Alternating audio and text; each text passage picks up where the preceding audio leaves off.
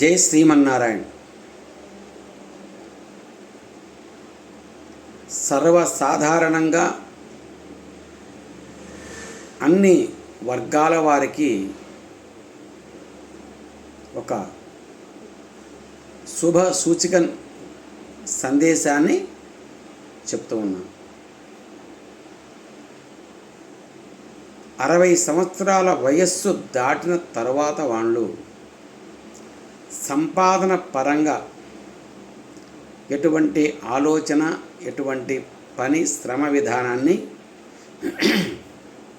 చేయకుండా ఆధ్యాత్మిక పరంగా, ఎందుకంటే అప్పటికి సంతానానికి దాదాపు వివాహం కూడా అవుతుంది, వారికి సంతానవంతులు అవ్వడానికి కూడా అవకాశం ఉంటుంది.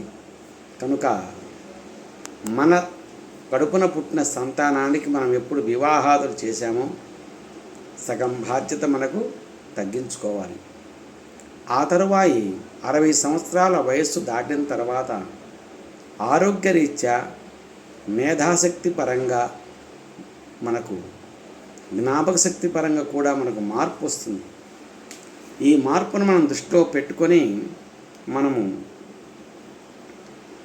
కొన్ని కార్యక్రమాలను తగ్గించుకొని క్రమేణా దైవీకమైన దాని మీద మనస్సు పెట్టి రామాయణ, మహాభారత, భాగవతాది గ్రంథాలు చదవటం, శ్రీరామ శ్రీరామ శ్రీరామ అని రామకోటి వ్రాయటం, శేష జీవితాన్ని భగవంతుని యొక్క కైంకర్యం కోసమే ఉపయోగించుకోవటం, ఇలా చేయటం వలన ధర్మము, అర్థము, కామము, 4వదైన మోక్ష ప్రాప్తికి ఇది ఒక సాధనంగా, ఒక రాజబాటలాగా కూడా ఇది పనిచేస్తుంది.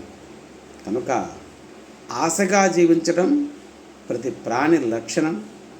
దురాశగా జీవించి మనకు మించిన కార్యక్రమాలు చేసి మనకు మించిన పోకడలు పోవడం చేత సుఖము అనేటువంటిది పక్కన ఉంచితే కష్టాలను మనమే కొని తెచ్చుకున్న వాళ్ళం అవుతాం. ఈ యొక్క మార్గాన్ని గమనించి అందరూ కూడా దైవీకమైన యొక్క మార్గంలో నడవమని దీని యొక్క ముఖ్యమైన ఉద్దేశం. జై శ్రీమన్నారాయణ.